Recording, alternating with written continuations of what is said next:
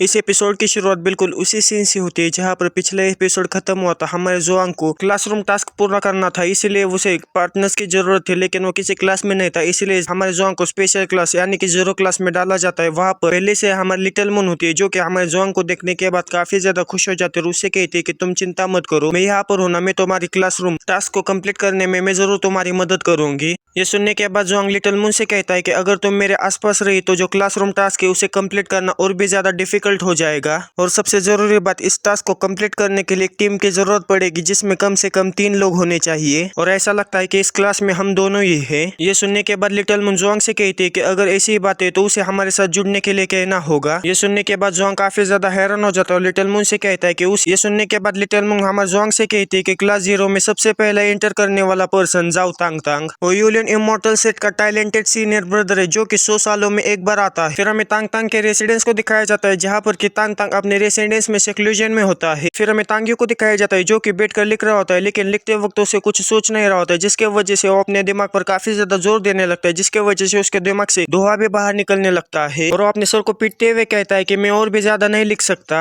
अब तो मेरे दिमाग से धुआं भी बाहर निकलना शुरू हो चुका है। फिर तांग तांग हमसे कहता है कि तुम सब लोग ये देख ही सकते हो कि मैं एक राइटर हूँ, मैंने लिखी हुई एक किताब जिसका क्या नाम ड्यूल ऑफ द गिस कॉन्टिनेंट है, वो पूरे कॉन्टिनेंट में फैल गई थी और उस किताब को काफी सारे लोगों ने पसंद भी किया था। लेकिन जैसे कि एक फलों की टोकरी में एक सड़ा हुआ फल रहता है, वैसे ही इन सारे लोगों में कुछ ऐसे लोग थे जो कि मेरे बुक को काफी नेगेटिव कमेंट्स कर रहे थे, लेकिन मैंने उनके नेगेटिव फीडबैक को काफी हम्बली एक्सेप्ट भी किया। और हमें तांग को दिखाया जाता है जो कि उसकी किताब को जो कोई भी नेगेटिव कह रहा होता है उसे काफी बुरी तरह से पीट रहा होता है। और अब मैं एक नई किताब लिखना चाहता हूँ, लेकिन कई दिनों तक सक्लूजन में रहने के बावजूद मुझे एक नया आइडिया नहीं मिला है। फिर तांग खड़े होते हुए कहता है कि यहाँ पर बैठने से मुझे कोई नया आइडिया नहीं मिलेगा, इसीलिए बाहर जाकर घूमकर मुझे नया आइडिया सोचने की कोशिश करनी चाहिए। इतना कहने के बाद तांग वहां से जाने लगता है और जाते हुए कहता है कि राइटिंग के अलावा मैं अपने कल्टीवेशन में भी काफी ज्यादा समय बिताता हूँ और जो कि मेरे अंदर थोड़ा सा टैलेंट है। किताबों को बेचने के बाद मुझे काफी सारे स्पिरिट स्टोन्स मिलते हैं, जिसके वजह से मेरी जो कल्टीवेशन है वो काफी स्मूथली चलती है। इतना कहने के बाद तांग जब अपने रेसिडेंस का दरवाजा खोलता है, वैसे उसके सामने हमारा जोआंग होता है जो कि उसके दरवाजे को खटखटाने वाला होता है। वो दोनों एक दूसरे को देखने के बाद काफी ज्यादा हैरान हो जाता है। तभी जोआंग तांग से कहता है कि मैं अभी तुम्हारे दरवाजे को खटखटाने वाला था। हमारे जोआंग को देखने के बाद तांग उससे कहता है कि आखिर तुम कौन हो, लेकिन तभी पीछे से हमारे लिटिल मून उसे आवाज लगाते हुए उसे कहते हैं कि जियो तांग तांग मैं हूँ, मुझे तुमसे कुछ बात करनी है। फिर हमें उन लोगों को एक जगह पर बैठा हुआ दिखाया जाता है जहाँ पर तांग हमारी जोआंग से कहता है कि अच्छा तो तुमने क्लासरूम टास्क को एक्सेप्ट किया है और तुम ये चाहते हो कि मैं तुम्हारी टीम को ज्वाइन करूँ। ये सुनने के बाद जोआंग तांग से कहता है कि हाँ बिल्कुल ऐसे, आप इसके बारे में क्या सोचते हैं। ये सुनने के बाद तांग जोआंग होने के लिए मान, लेकिन हमारी टीम की एकता बढ़ाने के लिए मैं इस टीम को नाम देना चाहता हूँ, क्या तुम दोनों को कोई ऑब्जेक्शन है। ये सुनने के बाद लिटिल मून और जोआंग उससे कहता है कि नहीं, कोई भी ऑब्जेक्शन नहीं है। ये सुनने के बाद तांग उनसे कहता है कि तो फिर ठीक है, आज से हमारी टीम का नाम होगा तांगमेन, और जो कि हम बाहर की तरफ जाने वाले, इसलिए हमें और भी ज्यादा सतर्क रहना होगा और दुश्मनों से अपनी पहचान बचाने के लिए हमें हमारे निकनेम का इस्तेमाल करना होगा। और जब हम हमारे सेक्स से बाहर जाएंगे तब हम सिर्फ निकनेम का इस्तेमाल करते हुए एक दूसरे को बुलाएंगे, क्या आपको इससे कोई ऑब्जेक्शन है। ये सुनने के बाद जोआंग उससे कहता है कि कोई भी ऑब्जेक्शन नहीं है। फिर तांग हमारे जोआंग से कहता है कि सीनियरिटी के मामले में तुम तीसरे नंबर पर आते हो, इसीलिए तुम्हारा नाम अब से थर्ड तांग होगा। ये सुनने के बाद जोआंग पूरा सदमे में चला जाता है। फिर तांग उन दोनों से कहता है कि जो मिशन है वो काफी ज्यादा रिस्की है, इसीलिए जर्नी में जो कुछ भी होने वाला है उसका मैं फॉर्चून टेलिंग कर तुम्हें बताना चाहता हूँ, क्या ये सब ठीक है। ये सुनने के बाद लिटिल मून काफी ज्यादा हैरान हो जाते हैं और शाओ तांग से कहते हैं कि आखिर तुमने स्किल कब सीखी। ये सुनने के बाद तांग लिटिल मून से कहता है कि इसे लो प्रोफाइल रखना, जब मैं लास्ट ट्रिप पर बाहर गया था तब मैंने एक्सीडेंटली एक फॉर्चून टेलर के बुक को उठा लिया था। ये सुनने के बाद लिटिल मून तांग से कहते हैं कि अगर ऐसी बात है तो तुम सबसे पहले मेरे फॉर्चून को देखो। ये सुनने के बाद तांग भी लिटिल मून का फॉर्चून देखने के लिए तैयार हो जाता है और जल्दी से अपने दोनों उंगलियों को अपने माथे पर रखते हुए उसका फ्यूचर देखने के लिए तैयार हो जाता है। और जैसे कि हमें पता है कि इस मांगा के अंदर अगर किसी का फ्यूचर देखना है तो उसकी जो सीढ़ी है वो चढ़ते हुए ऊपर जाना होगा, तुम जितनी ज्यादा सीढ़ियां चढ़ोगे उसका उतना ही फ्यूचर तुम्हें पता लग जाएगा। फिर हमें तांग को दिखाया जाता है जो कि हमारे लिटिल मून के फॉर्चून की जो सीढ़ी है उसे चढ़ते हुए आगे जाने लगता है। और जैसे ही तांग हमारे लिटिल मून की किस्मत की सीढ़ियों को चढ़ता है, वैसे आसमान में कुछ अजीब सा रिएक्शन होने लगता है और आसमान में से एक विजन दिखाई देने लगता है। वहां पर उस आसमान को चीरते हुए किसी बड़े से बीस्ट का पैर बाहर निकलने लगता है, लेकिन वो जो बड़ा सा बीस्ट का पैर है वो सीधा आकर हमारी जो लिटिल मून है उसकी जो किस्मत की सीढ़ी है उसे तोड़ देता है, जिसे देखने के बाद जो तांग है वो काफी ज्यादा हैरान हो जाता है। इसलिए वो डरते डरते अपने कॉन्शियसनेस से बाहर निकल के आता है। उसे इस तरह से डरता हुआ देखकर लिटिल मून काफी ज्यादा हैरान हो जाते है और उससे कहते हैं कि क्या गलत हुआ। ये सुनने के बाद तांग लिटिल मून से कहता है कि तुम्हारा फॉर्चून देखते वक्त किसी ने बीच में इंटरप्ट किया है, ऐसा लगता है कि तुम्हारा जो किस्मत की सीढ़ी है उसे किसी ने सील कर दिया है। ये सुनने के बाद लिटिल मून तांग से कहती है कि ऐसा लगता है कि वो मदर है, अब तुम लोग मुझसे ये मत पूछना कि आखिर लिटिल मून के मदर कौन है। जो सेक्ट की लीडर है वही हमारे लिटिल मून के मदर है, क्योंकि जैसे कि आपको पता होगा कि जो लिटिल मून है वो अंडे से बाहर आई, वो अंडा सेक्ट की जो लीडर है उसे मिला था। फिर जो तांग है वो कहता है कि इसे जाने दो लिटिल ब्रदर, चलो तुम्हारा फॉर्चून हम देखते हैं। इतना कहने के बाद जो तांग है वो हमारे जोंग का फॉर्चून देखने के लिए तैयार हो जाता है, और जब वो उसका फॉर्चून देखने की कोशिश करने लगता है, और जैसे कि हमें पता है कि जो ग्रैंड मास्टर थे उसने भी हमारे जोंग का फ्यूचर देखने की कोशिश की थी, लेकिन हमारे जोंग की जो किस्मत की सीढ़ी है उसके सामने एक बहुत ही बड़ा गेट है जो कि हमारे जोंग का जो फ्यूचर है उसे देखने नहीं देता। उस गेट को देखने के बाद जो तांग है वो काफी ज्यादा हैरान हो जाता है और कहता है कि उस बुक में इस तरह की सिचुएशन को मेंशन नहीं किया था, क्या ऐसा हो सकता है कि जो किस्मत की सीढ़ियां है वो इस गेट के उस पार है। इतना कहने के बाद उस खोलने की कोशिश करने लगता है, और हमें पता है कि अगर कोई भी उस गेट को खोलने की कोशिश करने लगता है वो गेट जोरदार थंडर का हमला ऊपर जो गेट को कोशिश करता है, लेकिन वो उस बात से कामयाब हो जाता है और उस गेट लेता है। और जब तांग उस गेट को खोलता है तो उस गेट के अंदर हमें किसी की इमेज को दिखाया जाता है जो कि काफी ज्यादा पावरफुल बीइंग होता है। और जैसे ही तांग ने उस गेट को खोला था वैसे हमारे तांग को काफी ज्यादा तकलीफ होने लगती है, उसके आंखों और मुंह से खून बाहर निकलने लगता है, जिसके वजह से जो तांग है उसकी हालत काफी ज्यादा खराब हो जाती है। जिसे देखने के बाद जो जुआंग है वो तांग से कहता है कि सीनियर ब्रदर क्या आप ठीक है, आपको क्या हुआ है। लेकिन तांग उसके किसी भी बात पर ध्यान न देते हुए उन दोनों को अपने रेसिडेंस से बाहर निकाल लेता है। उसके ऊपर बोर्ड लगा देता है कि मैं सक्लूजन में जा रहा हूँ अपने आप को हील करने के लिए। ये देखने के बाद जो लिटिल मून और जो जुआंग है वो पूरा सदमे में जाते हुए कहता है कि हमारी टीम का जो फॉर्मेशन है वो टूट चुका है। फिर वहां से सीन चेंज होकर मिलिंग हॉल का सीन दिखाया जाता है जहाँ पर हमारा जुआंग और लिटिल मून पहुंच चुके थे। वहां पर पहुंचने के बाद जुआंग उस लेडीज से कहता है कि मेरे पास टीम कंप्लीट करने के लिए कोई भी पर्सन नहीं है, क्योंकि हमारा जो सीनियर ब्रदर तांग है वो सक्लूजन में गया है। क्या इसलिए हम अपनी टीम कंप्लीट करने के लिए किसी और क्लास से डिसाइपल ले सकते हैं। ये सुनने के बाद वो लेडी हमारे जुआंग से कहती है कि जैसे कि तुम्हारे क्लास के सरकमस्टांसेस है उसे देखने के बाद मुझे ऐसा लगता है कि ये बिल्कुल भी डिफिकल्ट नहीं है। तभी पीछे से कोई आकर हमारे जुआंग से कहती है कि क्यों ना मैं तुम्हारे सीनियर ब्रदर तांग की जगह लेकर तुम्हारी टीम में ज्वाइन हो जाऊँ। ये सुनने के बाद जो जुआंग है वो काफी ज्यादा हैरान हो जाता है। वो हमारी टीचर मिंग होती है जो कि हमारे जुआंग से कहती है कि मैंने ये सुना है कि तुम्हारा जो सीनियर ब्रदर है वो एल्डर से भी ज्यादा स्ट्रांग है, अगर मैं उसकी जगह ले लूं तो मेरी जो कॉम्बैक्ट पावर है वो उसकी जैसी ही होगी। टीचर मिंग को देखने के बाद जो जुआंग है वो काफी ज्यादा हैरान हो चुका होता है, इसीलिए वो अपने मन में कहता है कि आखिर ये लड़की यहाँ पर क्या कर रही है। ये सुनने के बाद वो रिसेप्शनिस्ट भी कहती है कि अगर टीचर मिंग ऐसा ही चाहती है तो मैं आपको नहीं रोकूंगी, आप इनकी टीम में ज्वाइन हो सकती है। ये सुनने के बाद टीचर मिंग मन ही मन में काफी ज्यादा खुश हो जाती है और अपने मन में कहती है कि आखिरकार मुझे किसी और के हाथों से इसे मारने की अपॉर्चुनिटी मिल ही गई। इतना कहने के बाद जो टीचर मिंग है वह हमारे जोंग और लिटिल मून को अपने तलवार पर उड़ा कर लेकर जाने लगती है। जाते हुए टीचर मिंग हमारे जोंग और लिटिल मून से कहती है कि मैं इस मिशन की जो रिक्वायरमेंट्स है उन्हें फिर से दोहराना चाहती हूँ। जो 10,000 डीमन माउंटेन रेंज है वहाँ पर जो सील लगी थी वो टूट चुकी है, जिसके वजह से उसके अंदर जो हाई लेवल का डेमोनिक बीस्ट था वो भी अफेक्ट हुआ होगा, जिसके वजह से आसपास काफी सारे डेमोनिक बीस्ट आ रहे हैं। इतने सारे डेमोनिक बीस्ट के वजह से आसपास जो विलेज है उन्हें काफी बड़ा खतरा पैदा हुआ है। हमें बस वहाँ पर जाकर जो कोई भी उस सील को ठीक करने वाला है उसे प्रोटेक्ट करना है,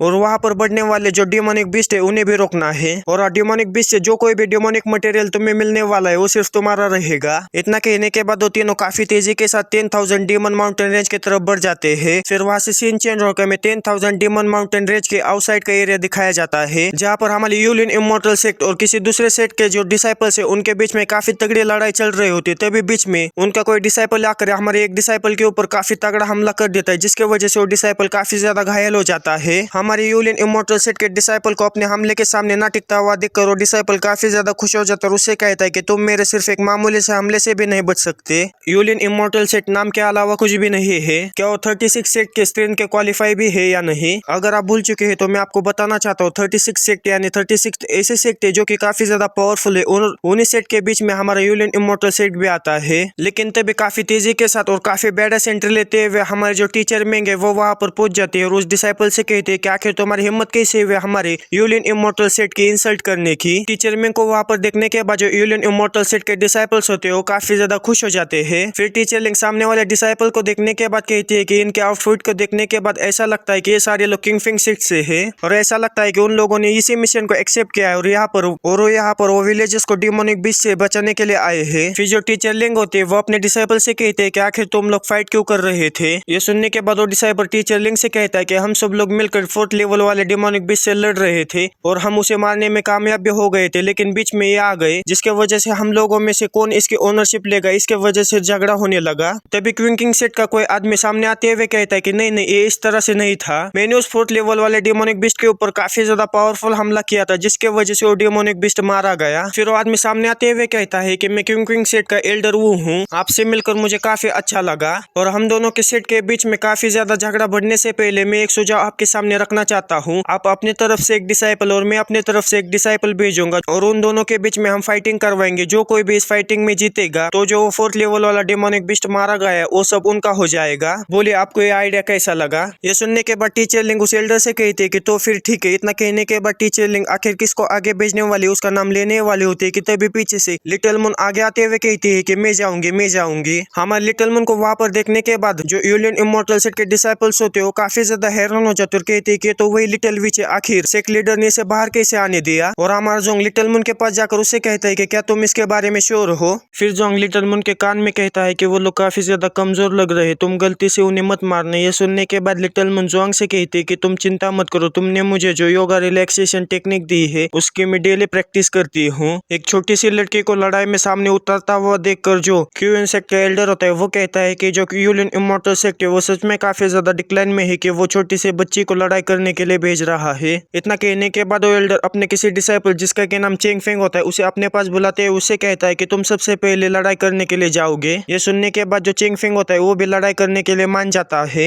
और चेंग फेंग लड़ाई करने के लिए जाने लगता है। तभी पीछे से एल्डर उसे कहते हैं कि लड़ाई करते वक्त अपने पावर को कंट्रोल में रखना, तुम गलती से अपने अपोनेंट को मत मार डालना। ये सुनने के बाद चेंग फेंग मुस्कुराते हुए एल्डर से कहता है कि हाय एल्डर मैं समझ गया। फिर चेंग फेंग अपने वेपन को बाहर निकाल लेता है जो कि एक चेन होती है और वो लिटिल मून से कहता है कि मेरा नाम चेंग फेंग है और मैं किंग फेंग सेट का एक सीनियर डिसाइपल हूँ और मैं गोल्डन कोर स्टेज पर हूँ। अपना इंट्रोडक्शन देने के बाद जो चेंग फेंग है वो सीधा हमारे लिटिल मून के ऊपर हमला कर देता है। उसे अपने और हमला करता देख जो लिटिल मून है वो भी काफी ज्यादा एक्साइटेड हो जाती है। तभी हमें चेंग फेंग का हमले को दिखाया जाता है जो कि सीधा लिटिल मून की तरफ बढ़ रहा होता है, लेकिन जैसे लिटिल मून के वो करीब पहुंचता है वैसे ही जो चेंग फेंग की चेन होती है वो अपने डायरेक्शन बदलते हुए साइड से हमारे लिटिल मून के ऊपर हमला कर देती है। जिसे देखने के बाद चेंग फेंग काफी ज्यादा खुश हो जाता है और मुस्कुराते हुए कहता है कि तुमने ऐसा सोचा भी नहीं होगा जो कि मेरा हमला तुम्हारे काफी ज्यादा करीब पहुंच चुका है जिसके वजह से तुम इसे डॉच नहीं कर पाओगी, अभी तुम्हारे बॉडी के आर पार हो जाएगा। लेकिन तभी हमारे लिटिल मून उस चेन के ऊपर अपने सर से हमला कर देते हैं जिसके वजह से वो चेन के टुकड़े टुकड़े हो जाते हैं। जिसे देखने के बाद जो चेंग फेंग है वो पूरा सदमे में चला जाता है। फिर जो लिटिल मून है वो काफी ज्यादा डरावनी हंसते हुए चेंग फेंग की जो चेन है उसे पकड़कर उसे अपनी तरफ जोर से खींच लेती है जिसके वजह से उस चेन के साथ जो चेंग फेंग है वो भी उसकी तरफ बढ़ जाता है। जैसे चेंग फेंग उसके काफी ज्यादा करीब आ जाता है वैसे लिटिल मून अपने हाथों में एनर्जी इकट्ठा करते हुए सीधा चेंग फेंग के ऊपर हमला कर देती। लेकिन हमारे लिटिल मून वही रुकते हो, बार बार उस चेन को खींचते हुए चेंग फेंग को अपने करीब लाती है और उसके चेहरे के ऊपर मुक्का मारती है। ऐसा वो कंटिन्यूसली करती है जिसे देखने के बाद वो एल्डर पूरा सदमे में जाते हुए कहता है कि आखिर कैसे पॉसिबल है, मेरा सबसे प्राउड डिसाइपल वो एक बॉडी फोर्जिंग लेवल वाले लड़की से हार रहा है। इतना कहने के बाद वो एल्डर चिल्लाते हुए लिटिल मून से कहता है कि बस बहुत हो गया, वहीं पर रुक जाओ। लेकिन हमें लिटिल मून को दिखाया जो कि चेंग फेंग के ऊपर हमला करते हुए चेंग फेंग को काफी दूर फेंक देती और हमें चेंग फेंग को दिखाया जाता है जिसको कि लिटिल मून ने काफी बुरी तरह से पीटा होता है। लिटिल मून को अपने पावर के ऊपर इतना कंट्रोल करता हुआ देखकर जो जुआंग है वो काफी ज्यादा खुश हो जाता है, लिटिल मून के काफी ज्यादा तारीफें करने लगता है। जिसे सुनने के बाद लिटिल मून हमारे जुआंग से कहते हैं कि इसे कहते हैं लो प्रोफाइल जीनियस। ये सुनने के बाद जो एल्डर है वो काफी ज्यादा गुस्सा हो जाता है और चिल्लाते हुए कहता है कि क्या तुम इसे पावरफुल कंट्रोल कहती हो, तुमने जरा देखो इसकी हालत कैसी कर दी है, तुमने इसे इतनी गंदी तरीके से मारा है कि इसकी मदर है वो भी इसे पहचान नहीं पाएगी। फिर हमारे टीचर लिंग उस एल्डर से कहते हैं कि एग्रीमेंट के हिसाब से जो कोई भी इस फाइट को जीतेगा तो वो 4th लेवल वाला डेमोनिक बीस्ट उसका हो जाएगा। इसका मतलब ये है कि जो 4th लेवल वाला डेमोनिक बीस्ट है वो आपसे हमारा है। ये सुनने के बाद वो एल्डर काफी ज्यादा गुस्सा हो जाता है, लेकिन अपने गुस्से को पीते हुए अपने बाकी के डिसाइपल से कहता है कि जल्दी से चेंग फेंग को उठाकर उसे ट्रीटमेंट के लिए लेकर जाओ। ये सुनने के साथ वो एल्डर और उसके जो बाकी के डिसाइपल्स है वो वहां से चले जाते हैं। उनके वहां से जाने के बाद हमारे यूलियन इमॉर्टल सेट के जो डिसाइपल्स है वो काफी ज्यादा खुश हो जाते हैं और हमारे लिटिल मून को उछालते हुए उसकी काफी ज्यादा तारीफें करने लगते हैं और उसे कहते हैं कि सीनियर सिस्टर तुम तो काफी ज्यादा अमेजिंग हो। उनकी ये सारी तारीफें सुनने के बाद जो लिटिल मून है वो काफी ज्यादा खुश हो जाती है और कहती है कि अब सब लोग मुझे पसंद करने लगे हैं। इतना कहने के बाद लिटिल मून भी उनके साथ काफी ज्यादा एंजॉय करने लगती है। फिर टीचर मिंग कहती है कि एक 4th लेवल वाला डेमोनिक बीस्ट जिसे कि हाई लेवल का कंसीडर किया जाता है, इसका ये मतलब है कि इस जंगल के अंदर जितने भी हाई लेवल के डेमोनिक बीस्ट थे वो वहां से भाग गए हैं। ये जो हाई लेवल के डेमन होते हैं वो लोअर लेवल के जो डेमोनिक बीस्ट है उनके रहने की जगह पर जाकर कब्जा कर लेंगे। जो कि हायर लेवल वाले डेमोनिक बीस्ट ने लोअर लेवल वाले डेमोनिक बीस्ट के घर के ऊपर कब्जा कर लिया था, जिसके वजह से जो लोअर वाले डेमोनिक बीस्ट है वो बाहर निकले थे। लेकिन अब जो कि हायर लेवल वाले डेमोनिक बीस्ट इस जंगल से बाहर निकल रहे हैं, इसका यह मतलब है कि जो 10,000 डेमन माउंटेन रेंज की सिचुएशन है वो काफी ज्यादा सीरियस बन चुकी है